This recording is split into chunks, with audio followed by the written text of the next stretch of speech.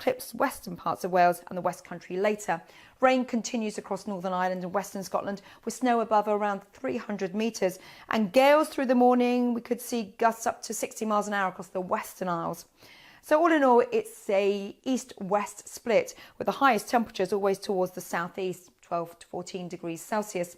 Now, through Wednesday evening and overnight, this system becomes slow-moving with patchy rain, so we lose the intensity of that wet weather as we head into Thursday morning. But certainly through Thursday, we'll see some cloudy and damp conditions to start the day. Frosty weather, though, for the northwest of Scotland, even shelter spots across Northern Ireland. And through the morning, we could see some brighter weather here, as that rain just comes and goes anywhere from central Scotland down towards Pennine districts, as well as the Midlands. Towards the southeast, though, some brighter weather. And here's your outlook through the next few days, remaining mild but windy on Friday.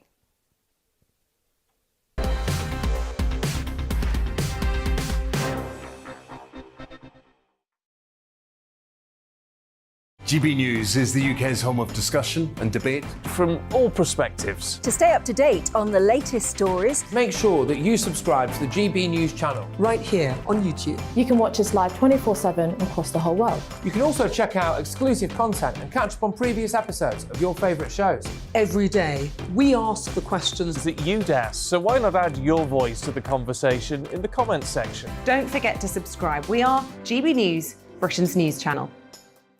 Every night at 11 on GB News, we bring you the next day's stories the day before. It's basically like time travel. If it's a big story, we'll cover it, guaranteed. But we'll also have some fun along the way. Big opinions, big laughs. Sometimes big hair. This is Headliners, the paper review show that won't send you to sleep like the others will. 11 p.m, 7 nights a week. Join us.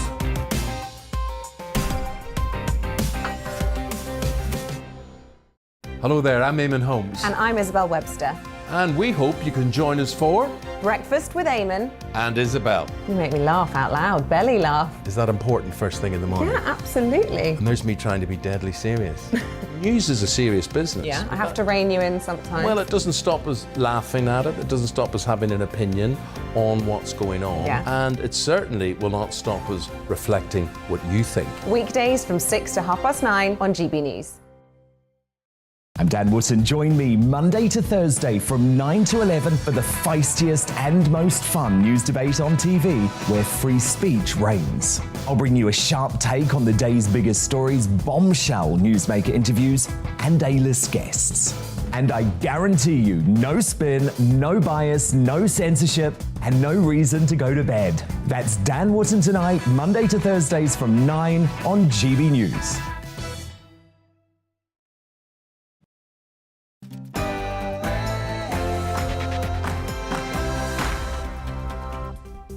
Hello there, it's 6 o'clock. I'm Michelle Dewberry, and this is Dewbs & Co, the show where we'll get into some of the things that have got you talking today.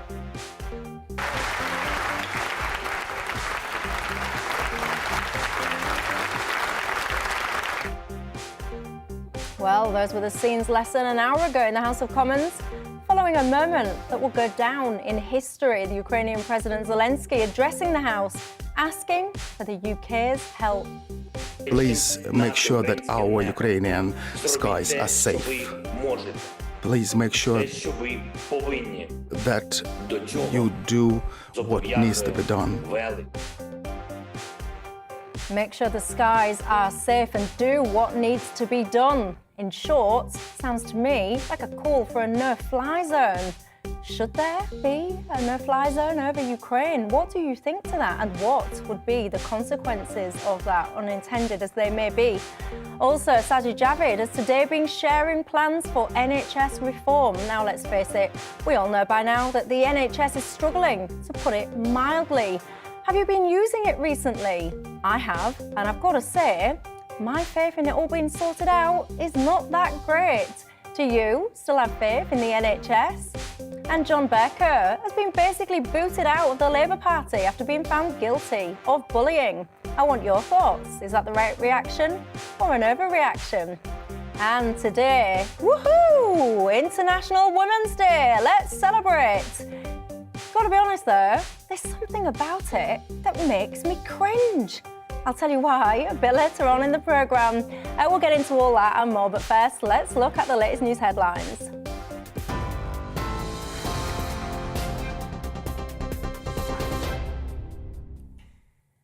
Michelle, thank you. I'm Polly Middlehurst in the GB newsroom, and the top stories today. Ukraine's president has told the UK House of Commons his country will fight to the end.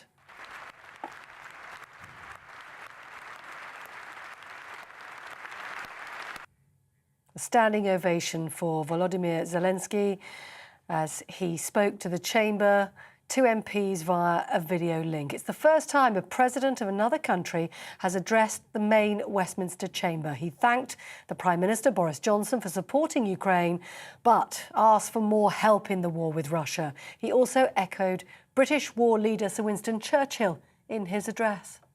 I would like to remind you the words that the United Kingdom have already heard, which are important again.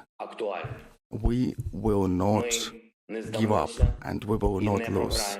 We will fight till the end at sea, in the air. We will fight in the forests, in the fields, on the shores, in the streets.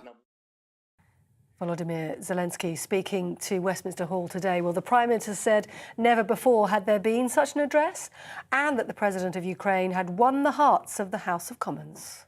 And I think today one of the proudest boasts in the free world is Ya Ukrainets. I am a Ukrainian. Boris Johnson. Well, the Business Secretary said the UK will phase out the imports of Russian oil and oil products by the end of the year. Kwasi Kwarteng said the move is part of ongoing sanctions against Moscow in response to its invasion of Ukraine. He also urged businesses to use this year to ensure a smooth transition so consumers won't be affected. And in America, the President, Joe Biden, also confirmed Americans will ban Russian oil, calling it a potential powerful blow to Russia's economy. Americans have rallied to support their Ukrainian people and made it clear we will not be part of subsidizing Putin's war. We made this decision in close consultation with our allies and our partners around the world, particularly in Europe, because a united response to Putin's aggression has been my overriding focus, to keep all NATO and all of the EU and our allies totally united. Joe Biden. Well, in Ukraine itself, the governor of one city, Sumy, has said nearly 3,500 civilians have had to be evacuated from the area.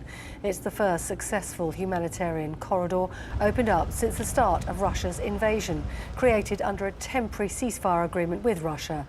The United Nations Refugee Agency estimates the number leaving the country has now reached 2 million. The head of NATO, Jens Stoltenberg, warns the situation could spiral out of control and that Russia's war must not escalate beyond Ukraine. President Putin's assault continues and the humanitarian impact is devastating. Many civilians have been killed or wounded, and 2 million people have fled Ukraine. This is Europe's fastest growing refugee crisis since the Second World War. There are very credible reports of civilians coming under fire as they try to evacuate. Targeting civilians is a war crime. Jens Stoltenberg. Well, the boss of the oil company Shell has apologised after his company bought a cheap shipment of Russian oil that had been discounted last week. The organisation said it would withdraw from purchasing Russian oil in future and would shut petrol stations in the country. That comes as British drivers here have been hit by the biggest weekly hike in fuel prices in at least 18 years. Well, in other news today, it's been announced Prince Andrew has paid his financial settlement to his accuser, Virginia Giuffre. A document filed by both parties to a New York court called for the civil sexual assault case to be dismissed following the deal. The Duke of York has always denied the claims and did not admit liability as part of the settlement. As you've been hearing, John Burkau has been administratively suspended from the Labour Party pending an investigation. It comes after an independent expert panel found the former Speaker to be a serial bully and recommended he should never be allowed a parliamentary pass again. The report accused Mr Burkau, who was Speaker of the House for 10 years, of behaviour that fell below what would be expected. In response, Mr Burkau described the investigation as a travesty of justice and amateurish. On TV, online and on your radio via DAB+, you're with GB News. Now, back to Michelle and Dewbs & Co.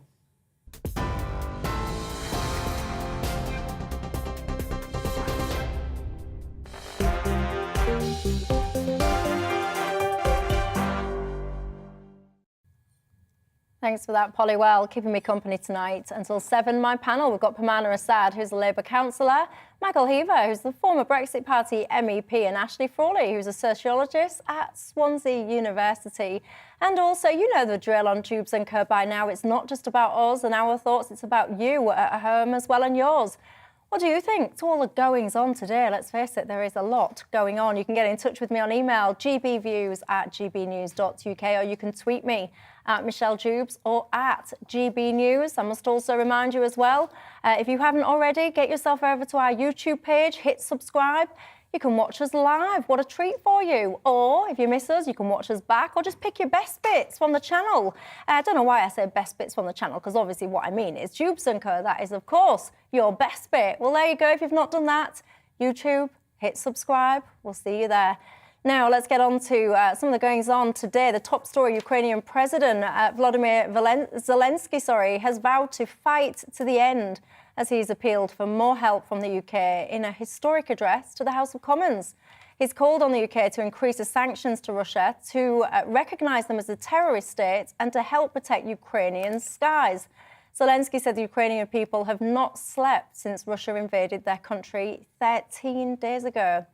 He also described it as a war we did not start. But he said his country will continue to fight whatever the costs, and added that they will not give up and they will. And I'm very grateful to you, Boris. Please increase the pressure of sanctions against this country, and please recognize this country as a terrorist state. And please make sure that our Ukrainian skies are safe. Please make sure that you do what needs to be done and what is stipulated by the greatness of your country. Best of all to Ukraine and to the United Kingdom.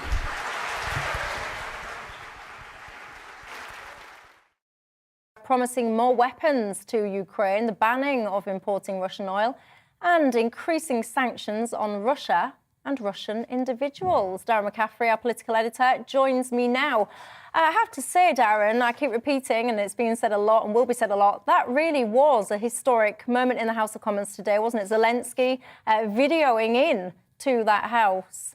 Yeah, indeed. It's the first time the foreign leader has ever addressed the House of Commons, a chamber that we all know, frankly, has been around for a very, very long time. Standing ovation both before and after that speech. And President Zelensky channeled in many ways both Shakespeare and Churchill in that speech, insisting when he was asked that question about whether Ukraine would be or not to be, he concluded by saying that Ukraine would be, that it would overcome this Russian invasion and continue to survive as a nation state. And also, in channeling Churchill, he insisted Ukraine will fight to the end. He said that they would fight them to the end in the sea, in the air. We will continue fighting on our land, whatever the cost.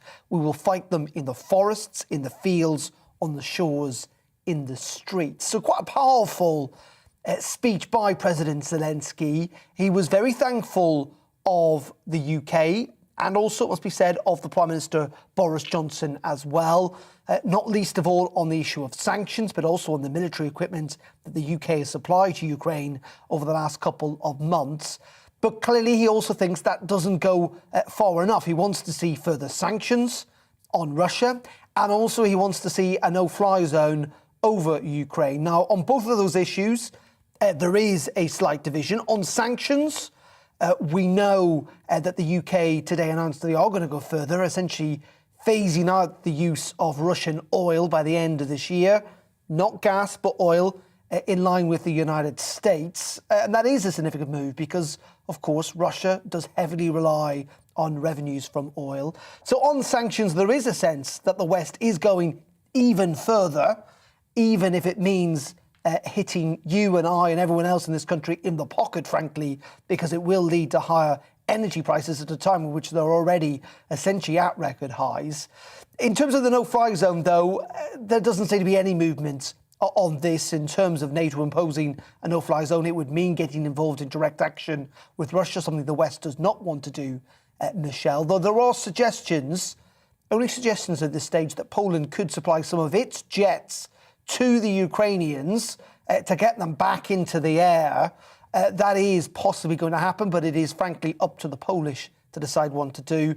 And finally tonight, and some news that's come in from Russia, because there's been pressure on companies essentially to self-sanction themselves, if you like. You were talking about this last night. McDonald's has announced in the last couple of minutes that it is going to temporarily close all of its 850 outlets in Russia, given that invasion and given the public mood, it must be said, elsewhere in the world. Yeah, and Darren, finally, what's your sentiment on this, the calls for Russia to be recognised as a terrorist state we just heard there? Well, I mean, you know, as always with these things, you can use these words, and we've heard President Putin be called a war criminal, haven't we, in the last couple of weeks. Many feel that war crimes are being committed. At the end of the day, frankly, there will be potentially retribution after this. We know that people might want to take Russia and certain individuals to the Hague, to the International Court of Justice.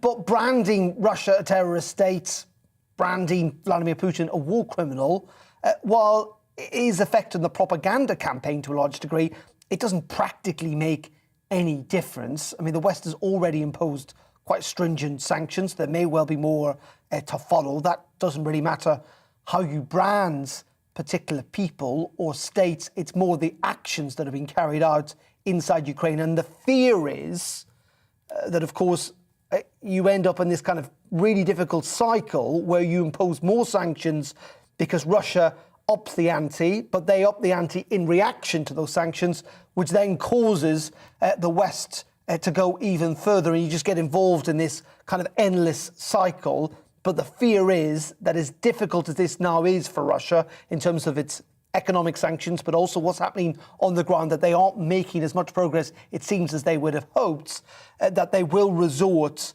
to more dreadful means to get their way. And that, frankly, and very tragically, and we see these images, sadly means the deaths of more innocent Ukrainians, many of whom are frankly trying to flee from the cities that the Russians are shelling.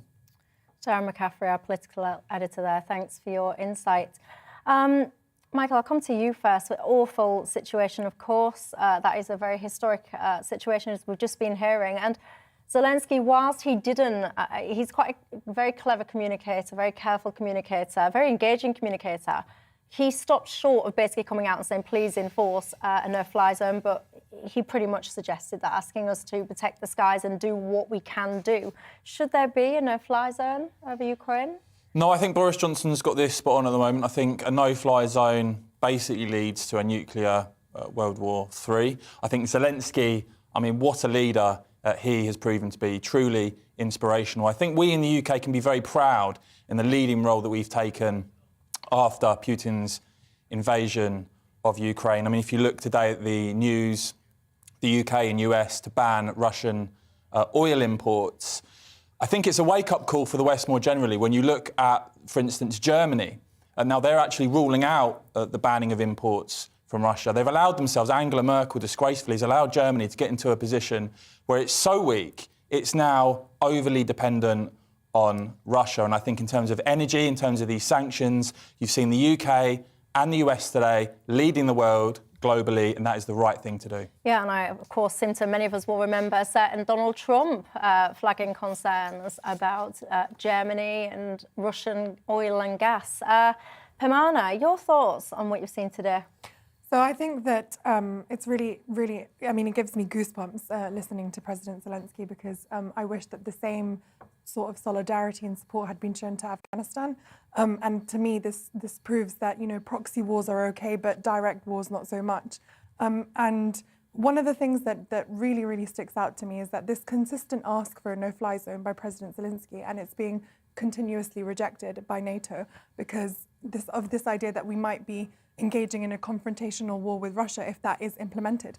I don't know if that is true, actually. If we do implement a no-fly zone, you know, there are legal questions on whether we can or can't do that. But if Ukraine enters the European Union, then we need to seriously consider that as an option, because at the end of the day, the Ukrainian president knows what he needs to defend his country. And the comments from the NATO Secretary General make me think that NATO is okay with allowing Russia to maybe take Ukraine and then just hold them off at that border there. Yeah, I mean, I think we need to be clear as well that Putin actually made, you know, a statement or a position himself clear where he said that if anyone kind of does this no-fly zone, because let's be clear about what a no-fly zone is, it sounds like a sensible thing. I mean, of course, if someone's bombarding you from above, you would want those skies to be clear. Yeah. So I absolutely understand where the sentiment, the request is coming from, and I share his concern. However, it's not a small matter. Putin's already said if anyone gets involved, he will see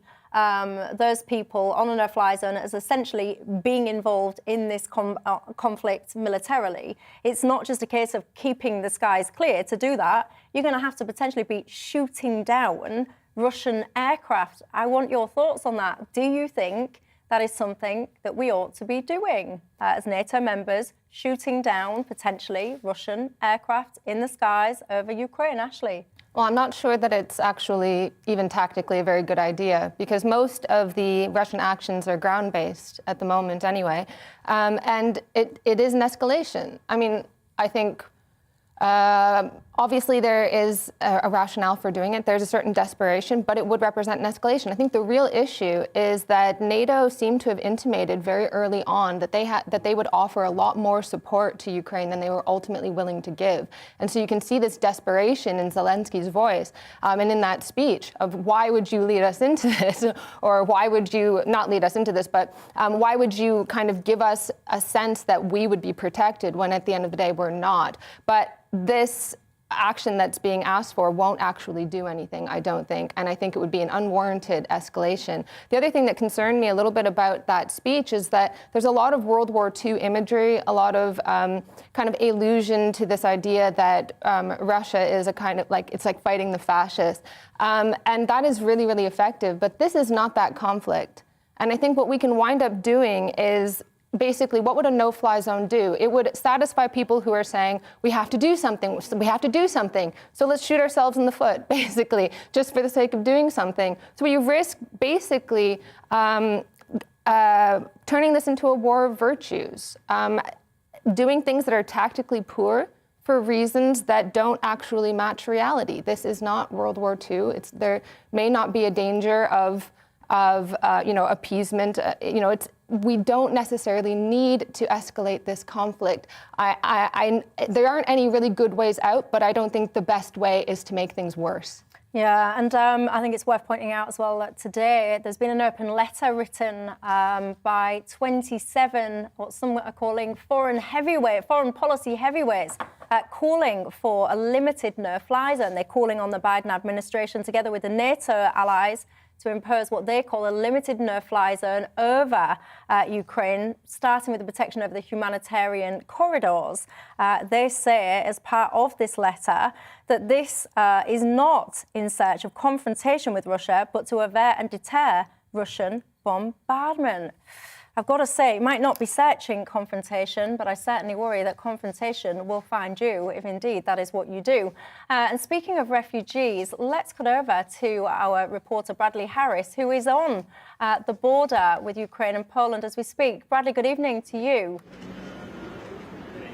Yeah, good evening. I'm actually just over an hour away from the border. I have been right up to the border, actually, to see the scenes there in the past couple of days.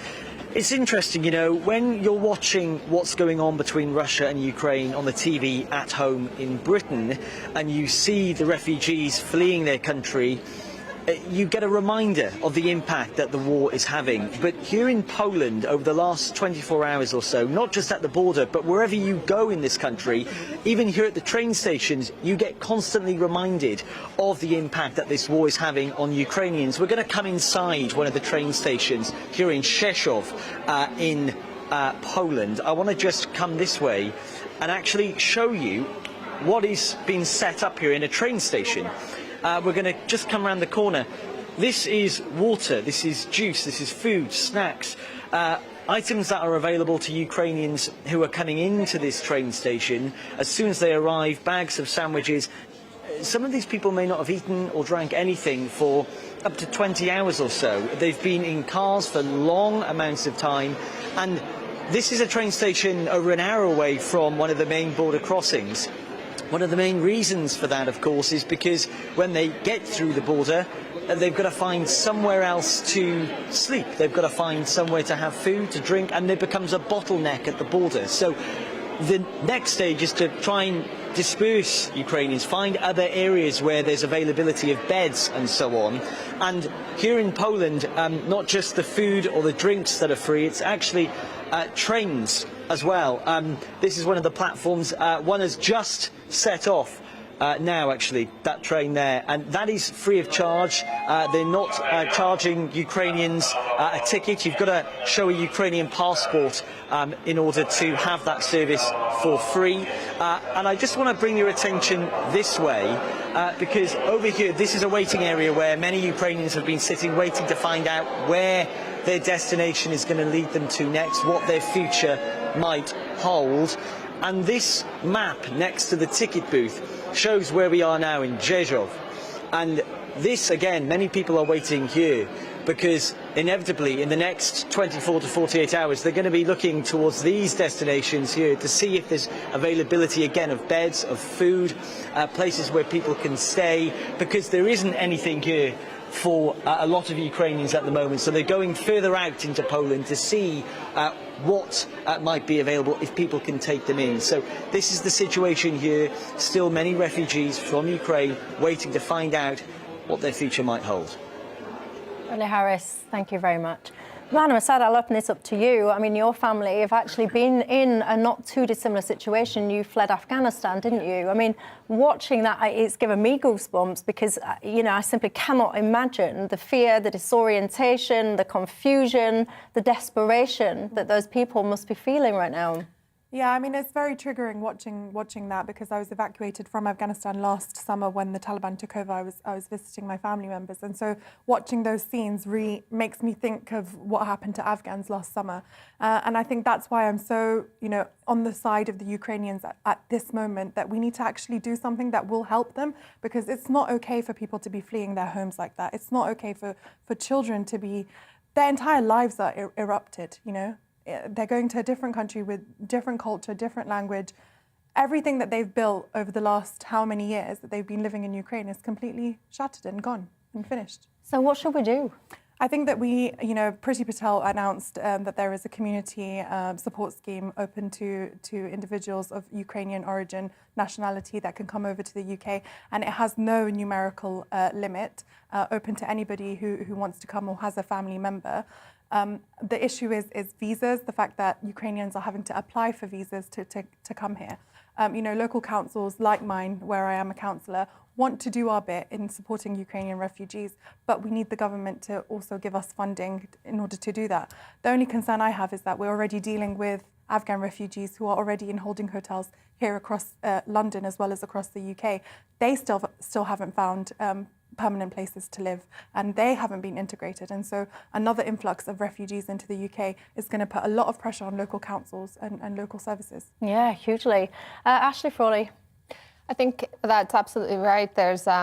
There have been lots of organizations that have done really good work for a long time that not a lot of people knew very much about, that integrating people into communities is a really important part of managing a refugee situation. And there's the will there. There's definitely the will within the UK population, but the government appears to be dragging its feet. I think, however, that just kind of going back to the point about what do we do, I think right now there's a danger that we're being begged to act, at least in terms of the conflict. Obviously, the refugee situation, we have to do something about people. We actually do have to act because people need to eat and sleep somewhere. But when it comes to the conflict situation, we're kind of being begged to act without thinking.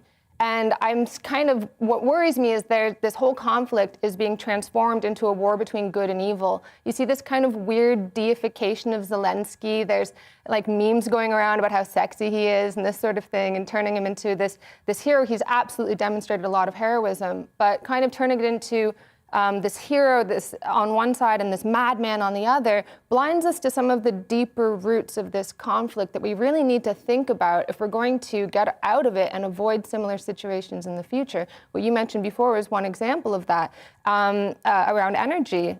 So there's been competition between the US and Russia for access to the European energy market. No one's really talked about that. That's just one part of this. So obviously there's much more going on, but we're being asked and begged not to think more deeply. Act now, and the consequences are dire. Yeah, and I do, Michael, in fact, you tell me what you think. No, I just wanted to quickly say, I mean, I think it's massively unfair that it seems these people who we should be helping, it looks like a lot of them are women and children leaving a conflict zone. And of course we need to help them, but what a contrast, the fact they're having to jump through these hoops to those we've seen come across the channel. 90% we know now from Home Office figures are men, paying gangsters to come across illegally on small boats. And we now know the cost of that on a daily basis is around £3.5 million on hotels. It's pretty sad to me that amount of money is going towards helping people who've come to this country illegally, as I said, 90% men, instead of being able to help these people. Well, like a mix of views here. I want to hear your views. gbviews@gbnews.uk is the email. You can tweet me at Michelle Dewbs or at GBNews. We speak a lot about the refugee situation and also where we would put all of these people. And I have to say, many of them perhaps would just want to be here temporarily until it is safe to go back to their own home, I suspect. Speaking of homes, would you open your home and give refuge to a Ukrainian family? I think there's a poll running on GB News Twitter right now. You can get involved there. So far, 40% of you almost are saying yes, you would open your home to Ukrainian refugees. 60% are saying no.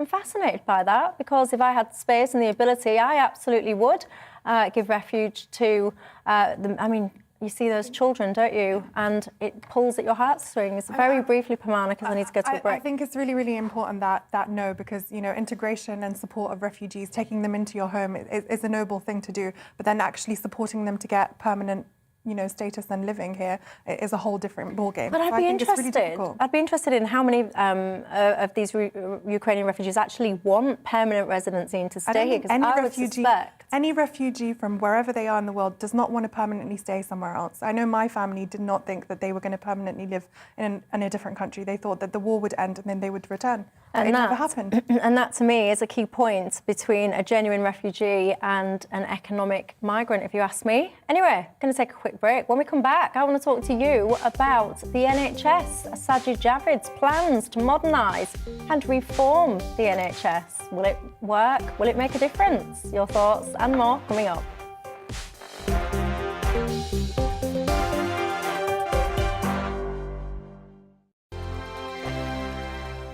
GB News is the UK's home of discussion and debate from all perspectives. To stay up to date on the latest stories, make sure that you subscribe to the GB News channel. Right here on YouTube. You can watch us live 24/7 across the whole world. You can also check out exclusive content and catch up on previous episodes of your favourite shows. Every day, we ask the questions that you'd ask, so why not add your voice to the conversation in the comments section? Don't forget to subscribe. We are GB News, Britain's news channel. Every night at 11 on GB News, we bring you the next day's stories the day before. Basically like time travel. If it's a big story, we'll cover it, guaranteed. But we'll also have some fun along the way. Big opinions, big laughs. Sometimes big hair. This is Headliners, the paper review show that won't send you to sleep like the others will. 11 p.m, 7 nights a week. Join us.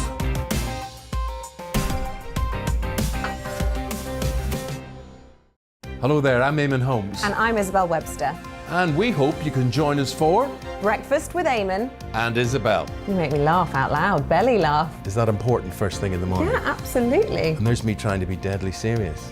News is a serious business. Yeah, I have to rein you in sometimes. Well, it doesn't stop us laughing at it. It doesn't stop us having an opinion on what's going on. Yeah. And it certainly will not stop us reflecting what you think. Weekdays from 6 to 9:30 on GB News. I'm Dan Wootton. Join me Monday to Thursday from 9 to 11 for the feistiest and most fun news debate on TV, where free speech reigns. I'll bring you a sharp take on the day's biggest stories, bombshell newsmaker interviews, and A-list guests. And I guarantee you, no spin, no bias, no censorship, and no reason to go to bed. That's Dan Wootton Tonight, Monday to Thursdays from 9 on GB News.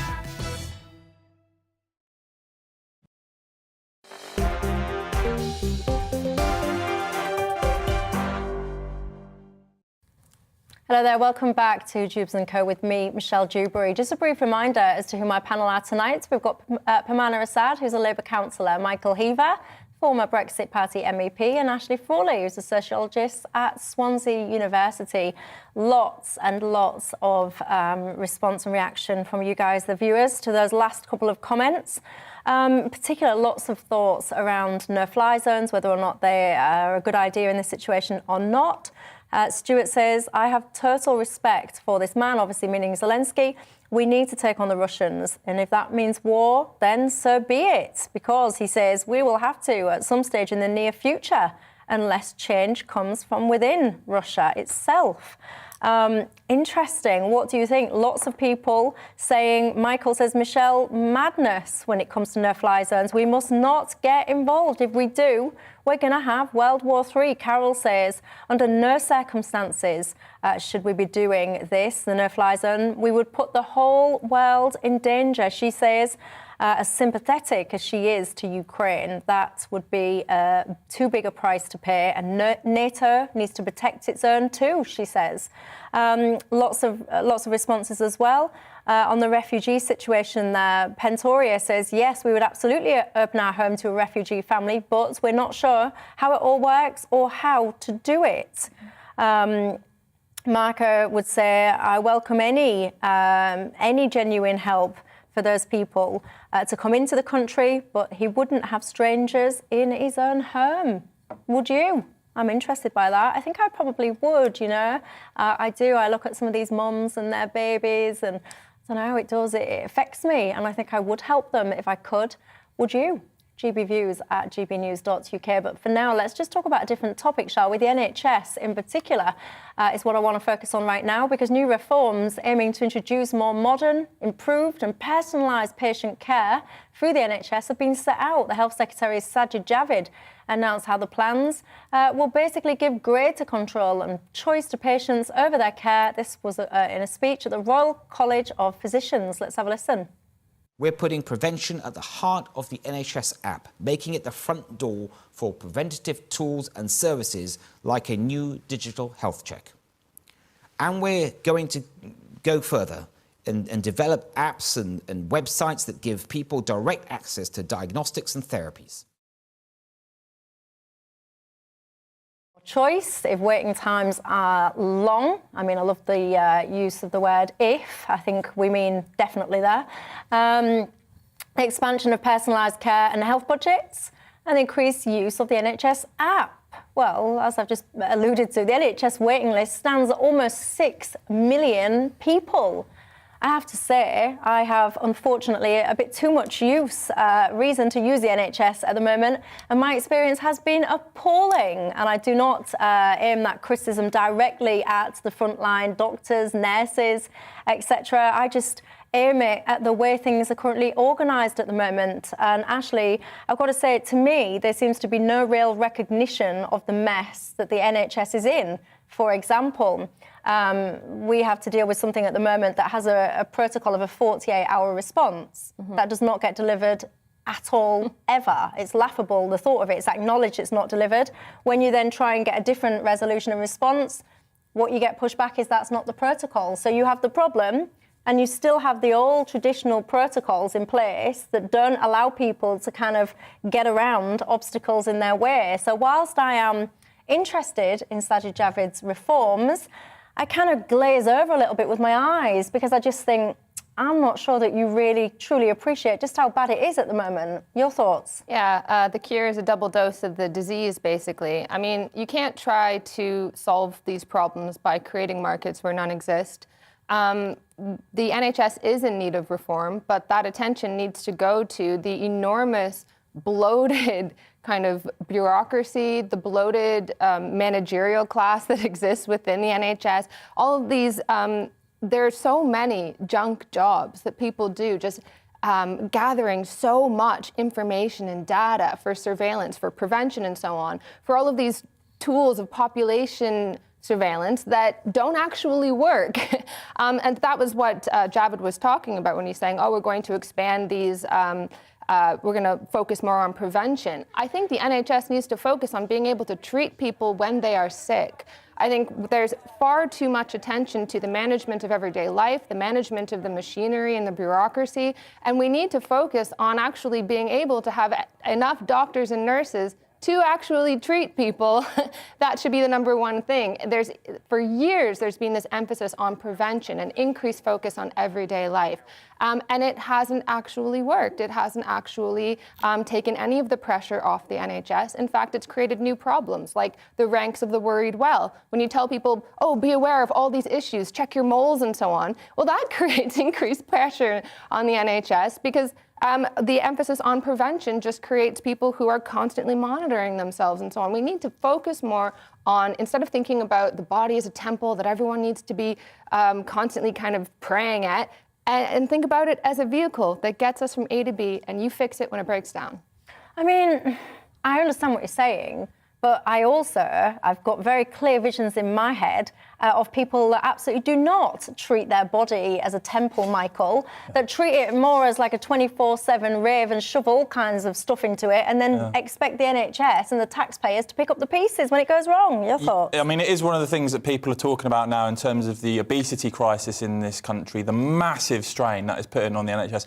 I'm actually a little disappointed that after COVID, which we know if you're overweight, had an increased risk for that reason, that we've not seen a big government campaign to actually encourage people, particularly younger people, to get out there, go to the gym and eat healthily as much as possible. I mean, I certainly don't envy the job that Sajid Javid has got. It's a legacy of lockdown. We have these huge backlogs. A&E waiting times were getting pretty bad anyway before lockdown. Obviously, that has exacerbated everything. But it talks of apps and things like that. I mean, I think what most people want is to be able to see a health professional face-to-face and have that face-to-face contact to help diagnose things early. And I'll just throw this in as well, Michelle, something, and it relates to housing, which we touched on earlier as well. The fact is, we have a surging population. We recently saw a few years ago the highest annual population growth in this country for 70 years, over 500,000 a single year, most of that due to mass migration. The fact is, when you talk about how many doctors and nurses we need, of course, if you continue with mass migration and a population surge, you'll need to continually expand. The NHS, due to that increased demand, is only going to grow greater. Amana? So I fundamentally disagree with what has just been said in terms of mass migration. I don't think that is the thing that is putting pressure on the NHS. I think that people are living longer, and therefore we have an elderly population, and therefore they are required more health checks and more care. But I have questions on these changes that Sajid Javid wants to implement. I mean, he's saying that people who have been on the waiting list for 18 months or more will be offered an alternative healthcare option. And so my question is, what does that exactly mean? To me, this seems like a conservative agenda of privatising the NHS in a more formal way. And the reason why I say this is because are people going to be offered an option to pay for healthcare from private companies and contractors? That's the fundamental question I have. I think that healthcare should be free at point of use. But I think that the NHS does need reform. But I think that it needs reform in the sense of listening to the doctors and nurses on the front lines who are treating patients. They know what they need in order to get through serving and making sure people live and are healthy. Unfortunately, I agree with what Ashley said in terms of managerial, business, bureaucracy, weighing down the NHS and not really looking at patient care. On the NHS app, I think that the real question for me is, with an elderly population, will people be able to even use that app to get the preventative tools that Sajid Javid is talking about? Michael, I think I can hear an intake of breath I just don't in my left ear. I don't like this whole idea of society as we become sort of a nation and a world that's just continually staring at devices all the time and everything becomes computerised. And I'm not anti-technology at all, far from it. But when it comes to health, I really do think being face-to-face and having a face-to-face diagnosis can never be replaced by video chats or anything else. And as you mentioned, particularly when it comes to elderly people, they want to have that face-to-face contact, and that really needs to be a top priority. Yeah, and I also, this whole kind of thing that you just mentioned as well there, Pamana, where you say it's free at the point of use, that kind of makes me bristle a little bit because the NHS is not free. I get the sentence and I get the sentiment around it, but it's not free. It's funded largely by national insurance, and actually we'll all be aware by now that there is currently, anyway, I mean, God only knows what's going to happen, but there's currently a planned increase in national insurance. So I just kind of wonder, when we say about private, by the way, just about these reforms, I think the plan from Sajid is that if people can choose basically where they get their care from, so if there's too long a waiting list here, for example, you might be able to pick and choose and go over there or go private, which the NHS would perhaps pick the bill up. But if you do have to go private, so if you have to have private health insurance, shouldn't you get a discount on your national insurance? I think you should. I don't know. That's probably a question for Sajid Javid, but it's a question from our viewers, Dewbs and Co viewers. We'll fix it. We don't need Sajid Javid. We'll sort it all out amongst us. Do you reckon if you pay for private health insurance, do you think you should still have to pay as much national insurance contributions? I say no. What do you say? But carry on. Just on the point about education, I think this is really, really key in terms of educating the population about exactly what it costs. I know because 3 of my siblings are all healthcare professionals. One of them is a doctor, 2 of them are pharmacists. And they are doing their bit by educating patients, by saying, this is costing the NHS this amount of money, and we're subsidising this. So please don't waste the NHS's money. And I think that is really key for people to understand. Indeed. And do you know what else I'd do? I mean, who needs Sajid Javid when you've got Dewbs and Co? I would take a debit card from people. So when you book an appointment, when you register with NHS, I'd take a debit card. And if you don't turn up for your appointment, I'd debit you some money. That's what I would do. Because how many nurse shows do you have? All these appointments that Michael's saying you want you to get in face to face. Well, that's all well and good if people turn up. But all too often, I suspect that they don't. I would debit their card. I'd take some money off them. That would help with the shortfall of funding, wouldn't it? Or do you just think I'm crackers? Tell me what you think. GBviews at gbnews.uk. Going to take a quick break. When we come back, I want to talk to you about bullying. John Berker has today been suspended by Labour, banned from Parliament and called a serial bully. What do you make to this? Overreaction? Or quite right? I'll see you in a couple of minutes.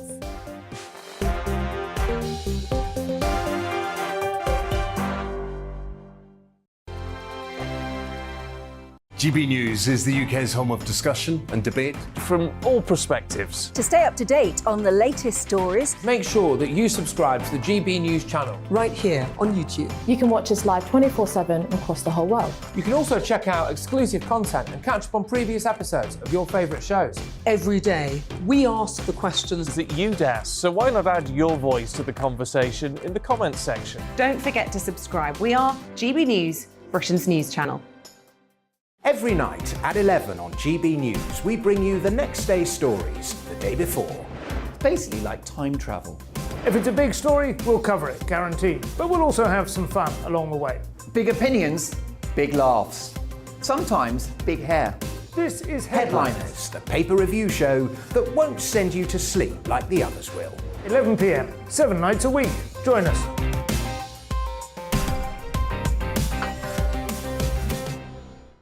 Hello there, I'm Eamon Holmes. And I'm Isabel Webster. And we hope you can join us for Breakfast with Eamon and Isabel. You make me laugh out loud, belly laugh. Is that important first thing in the morning? Yeah, absolutely. And there's me trying to be deadly serious.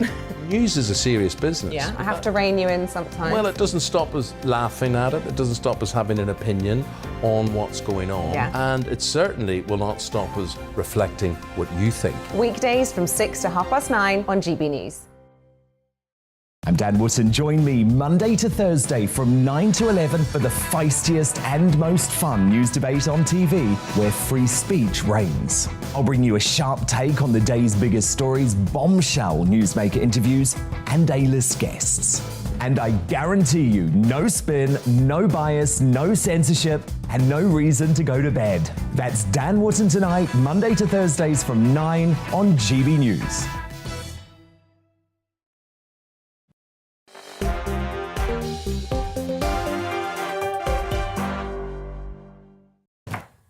Hello there, welcome back to Dewbs & Co with me, Michelle Dewberry. Just a reminder as to who my panel is tonight. We've got Pimana Assad, who's the Labour councillor, Michael Heaver, who's the former Brexit Party MEP, and Ashley Frawley, who's a sociologist at Swansea University. My panel have just been having a conversation, continuing the conversation about the NHS in the break.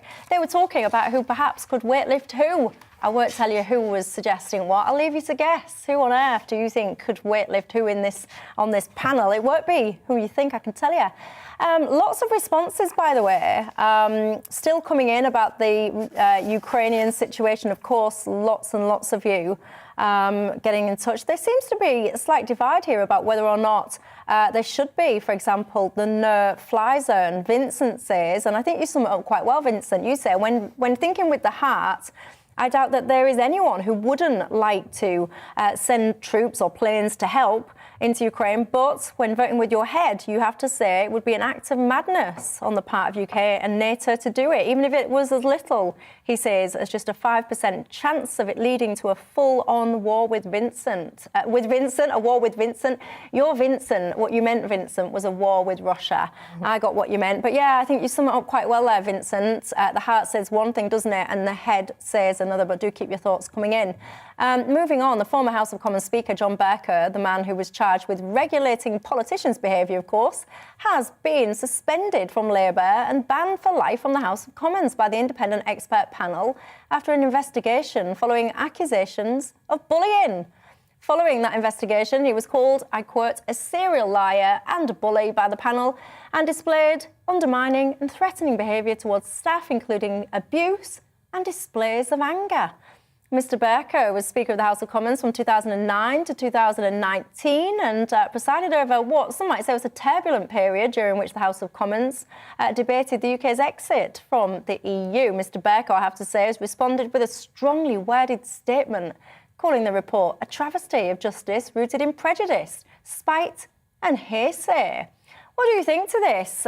Should bullying basically come with what might be a lifetime ban? Pimana Assad, you are indeed a Labour councillor, so I'm going to start with you. Your thoughts? So I have worked in Parliament, and I think the one thing that I have learnt from my time working in Parliament and with MPs is that bullying and harassment cases are widespread across different parties.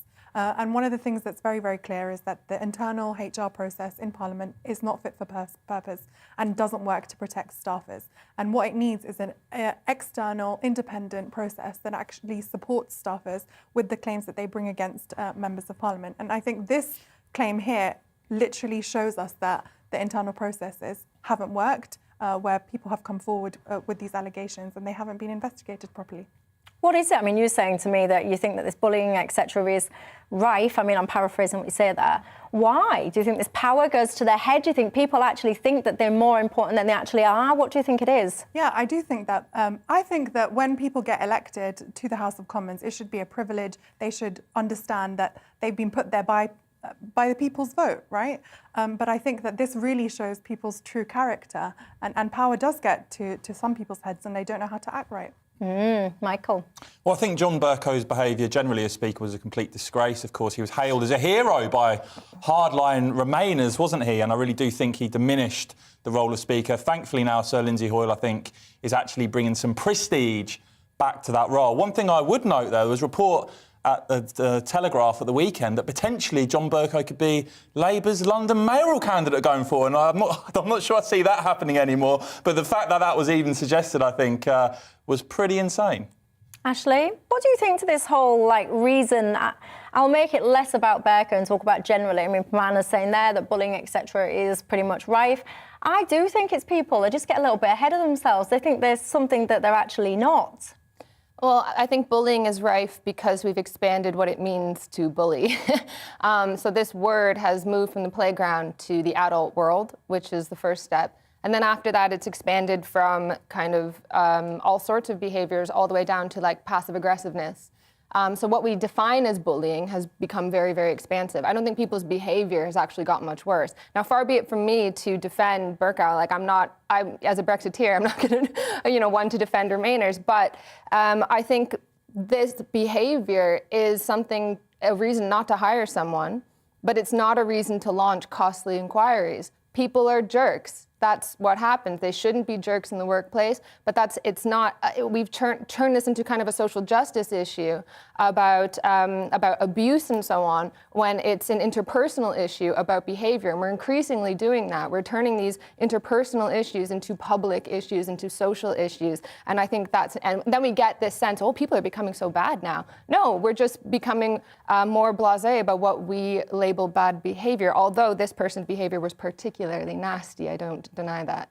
Pamana, are you just becoming a little bit weak, shall we say, seeing things as bullying that perhaps might not have been? I don't think so. I think these people are elected to the House of Commons. They are public figures, and therefore they should be held accountable for their behaviour. And so I don't think that this idea of this being turned into from an interpersonal issue to a public issue. I think it is a public issue because they are elected representatives, and they should be upholding the best standards and the best behaviour that we want from our elected representatives. I think that bullying and harassment in the workplace should be taken seriously because it does impact people's mental health and people's life, and it has had detrimental effects on people where they've had to leave their jobs and therefore give up their livelihoods. Yeah, I think you hit on something quite interesting there. I do personally think that too many elected officials actually think they're celebrities, and they're not celebrities. They go on these daft reality shows, some of them as well.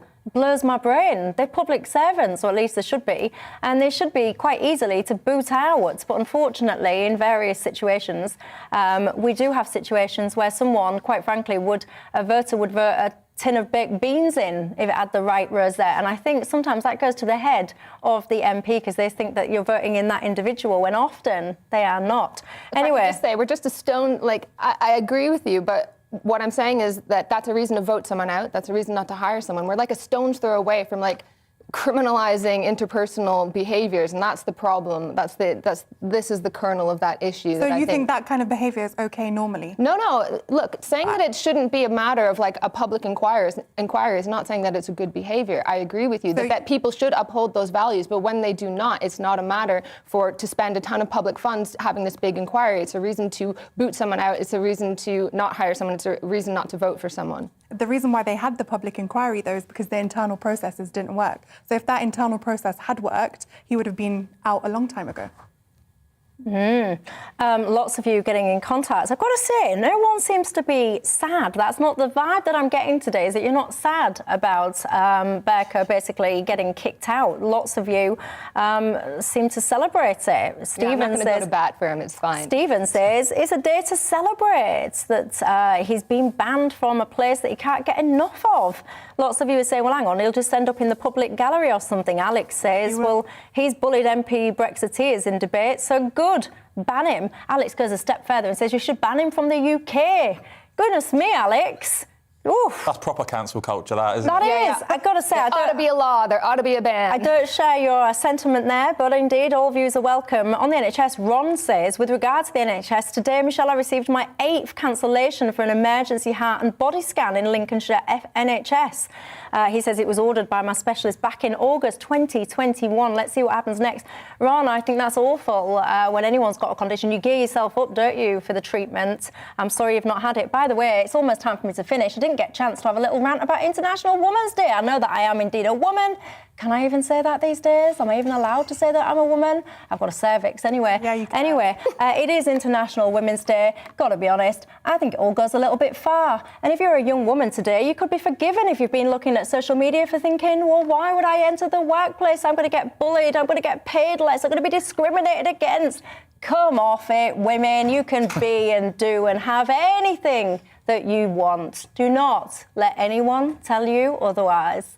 Anyway, that is all from me. Thank you to my panel. Thank you to you at home. And if indeed you are celebrating International Women's Day, have a good one, and I'll see you tomorrow. Hello there. Remaining windy through Wednesday with gales particularly through the morning towards the northwest and also some heavy rain. Brightest weather towards the south as well as the east where we'll see some drier conditions. But currently across the UK our weather is stuck in a pattern where we've got high pressure routed towards the central part of Europe, so any weather systems coming in from the Atlantic grind to a halt across the UK. So through the early hours of Wednesday morning, more clouds across England and Wales, some clearer skies for a time across Scotland. You can see this rain approaching across Northern Ireland and Western Scotland. And that's when the winds will pick up to galefuls yet again, with gusts across more Western Isles coming in at around 55 to 60 miles an hour through the first part of the morning. Frost-free first thing across much of England and Wales, and the cloud will slowly break, so we'll see some more brighter skies evolving eastern Scotland, central and eastern areas of England. At the same time, rain will clip West Wales, the West Country, and we continue to see some heavy bursts for the Isle of Man, eastern parts of Northern Ireland, Western Scotland, with snow over the higher ground above around 300 metres. A milder day towards the southeast, temperatures here 12 to 14 degrees Celsius. And then as we head through Wednesday evening, this slow-moving band of rain just makes inroads across northern parts of England, southern Scotland, Wales, central southern England, even seeing some patchy rain from time to time. But we'll see some colder air across the northwest of Scotland and Northern Ireland, so a frost to start the day on a Thursday morning. But through Thursday you'll see some brighter skies here and even some sunshine across eastern counties of England as that cloud comes and goes. Across the spine of the country, damp conditions, low cloud and also some patchy rain. But through the latter part of the day, some brighter weather emerging across the southwest. Temperatures then typically coming in around 10 to 12 degrees Celsius. And then it turns windy yet again on Friday with further spells of rain, showers to follow on Saturday.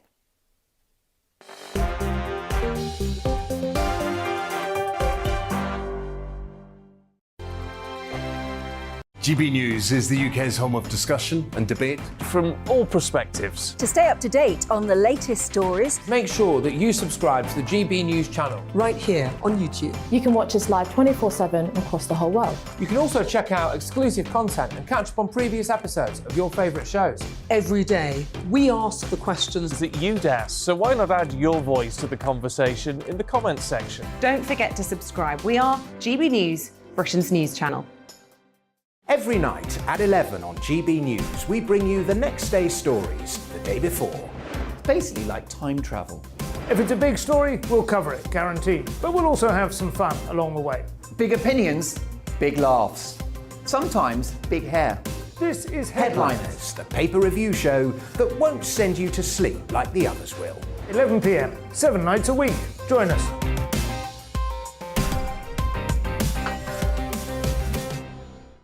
Hello there, I'm Eamon Holmes. And I'm Isabel Webster. And we hope you can join us for Breakfast with Eamon and Isabel. You make me laugh out loud, belly laugh. Is that important first thing in the morning? Yeah, absolutely. And there's me trying to be deadly serious. News is a serious business. Yeah, I have to rein you in sometimes. Well, it doesn't